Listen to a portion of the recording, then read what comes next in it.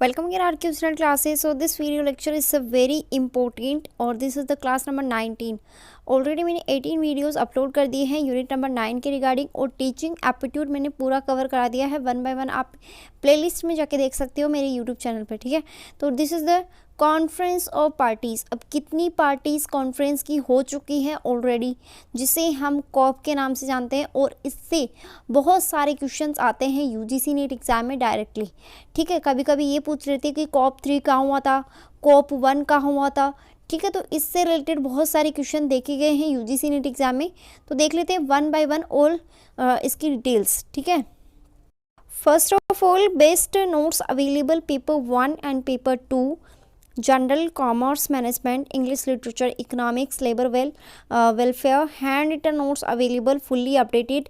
Send message on WhatsApp का जो link है वो डिस्क्रिप्शन में अवेलेबल है।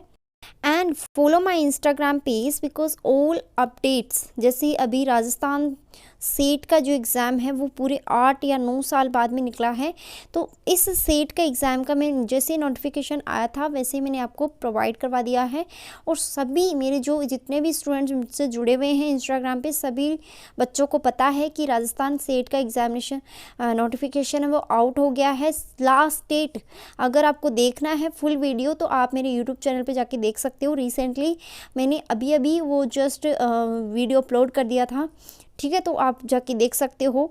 और यहाँ पे मैं बता दूँ कि राजस्थान सेट का जो एलिजिबिलिटी है वो कह सकते हैं कि सेम एज यूजीसी नेट के जैसे ही है, बस यहाँ पे थोड़ा सा फीस थोड़ी हाई रखी गई है, बाकी सब सेम है। पेपर भी आपका सेम एज इट इज़ लगने वाला है यूजीसी नेट के जैसे ही, और सिलेबस भी सेम ही रहने वाला है, ठीक है। तो आप जो भी यूजीसी नेट की प्रिपरेशन कर रहे हो तो सेट एग्ज़ाम आसानी से दे सकते हो। ऑल डिटेल्स लेने के लिए आप मेरे यूट्यूब चैनल पर जाके देख सकते हो पूरा वीडियोज़, कब तक लास्ट डेट है, कब से स्टार्ट हो रहे फॉर्म, कब एग्जामिनेशन होगा, ठीक है। तो अभी हम बात कर लेते हैं कॉप के बारे में।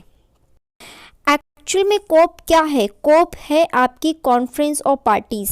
मतलब यहाँ पे कॉन्फ्रेंस किसके रिगार्डिंग होता है? कॉन्फ्रेंस होता है आपका जो अलग अलग कंट्रीज़ होती हैं वो यहाँ पे इन्वायरमेंट के प्रोटेक्शन को लेके यहाँ पे सम्मेलन बनाती है, सम्मेलन करती है। किसके थ्रू करती हैं? यहाँ पे कॉप के थ्रू, ठीक है। और यहाँ पर सीधी सी बात ये है UNFCCC, इसकी फुल फॉर्म आपको पता होनी चाहिए। और ये कब लाया गया था? 1994 में लाया गया था। ग्रीन हाउस गैसेस इमिशन पे लाया गया था। प्रोटेक्ट द अर्थ, मतलब यहाँ पे प्रोटेक्ट करने के लिए, अर्थ को प्रोटेक्ट करने के लिए। यू कैन सी पार्टियों में, हिंदी मीडियम में भी देख सकते हो, पार्टियों का सम्मेलन कॉप संयुक्त राष्ट्र जलवायु परिवर्तन फ्रेमवर्क कन्वेंशन का सर्वोच्च निर्णय लेने वाला निकाय है। UNFCCC का गठन 1994 में ग्रीन हाउस गैसेस उत्सर्जन को स्तर करने, स्तर मतलब फिक्स्ड करने, इसको भाई इससे ज़्यादा उत्सर्जन नहीं होना चाहिए। जैसे CO2 हो गया तो उससे ज़्यादा उत्सर्जन नहीं होना चाहिए। तो ये सब क्या है? फिक्स करने के लिए, पृथ्वी को जलवायु परिवर्तन के खतरे से बचाने के लिए किया गया था। अब मैं आपको बता दूं कि जलवायु परिवर्तन से क्या मतलब है। यहाँ पे देखो, सभी को पता है ग्लोबल वार्मिंग बढ़ रहा है, इसी वजह से आजकल जो सर्दियाँ होती है वो बहुत ही कम पड़ने लग गई है, और गर्मी है वो बहुत ज़्यादा, टेम्परेचर हाई होने लग गया है। और जो ग्लेशियर होते हैं ना, ग्लेशियर, वो पिघलने लग गए। अब उनके पिघलने से क्या है, नदी और तालाबों में क्या है, सैलाब आ जाता है, जिससे कि जो आसपास के जो कह सकते हैं कि गांव और जो विलेजेस होते हैं, जो सिटी होती है, वो उनको हार्मफुल होता है, बहुत ज़्यादा हानिकारक नुकसान वहाँ पे पहुँचते हैं। तो इस खतरे को बचाने के लिए, इस खतरे से बचाने के लिए क्या करते हैं, अलग अलग कंट्रीज़ है वो अलग अलग टाइम पे अपना अपना कॉप यहाँ पे लाती है।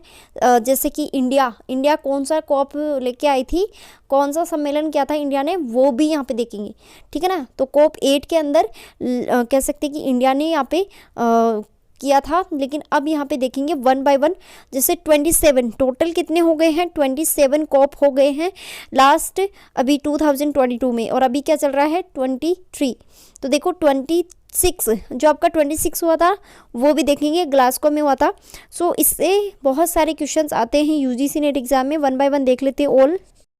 एंड एंड यहाँ पे बोला है कि COP जो कॉप है वो कब से लागू हो रहा है, 1995 से इसको लाया जा रहा है और इसकी पहुँच कहाँ तक है, 197 कंट्रीज़ तक पहुँच चुका है ये।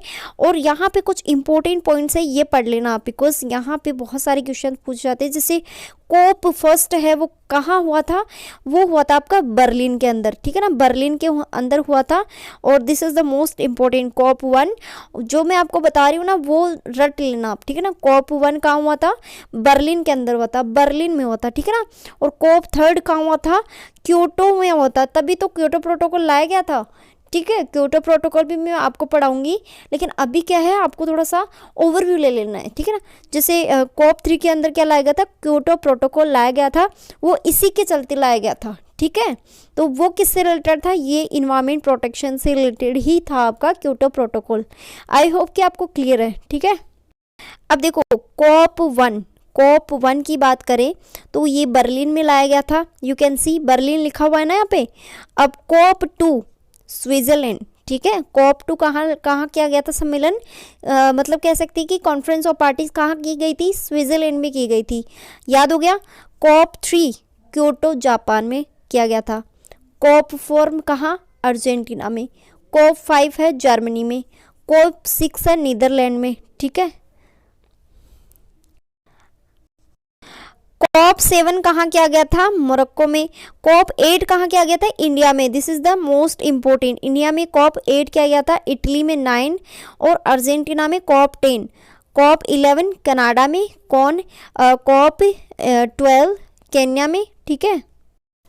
कॉप 13 कहाँ किया गया था, इंडोनेशिया में। कॉप 14 है पोलैंड में। कॉप 15 है डेनमार्क में। कॉप 16 है मैक्सिको में। कॉप 17 है साउथ अफ्रीका में। कॉप 18 है कतर में। कॉप 22 है यहाँ पे मोरक्को में। कॉप 23 जर्मनी में हुआ था। COP 24 Poland and Spain, Scotland and यहाँ पे इजिप्ट में। 27 this is the most important, और ये आपसे पूछा जा सकता है इस बार में। So thank you so much for watching this video and मिलते हैं नेक्स्ट वीडियो में। Please share with your friends. Thank you so much.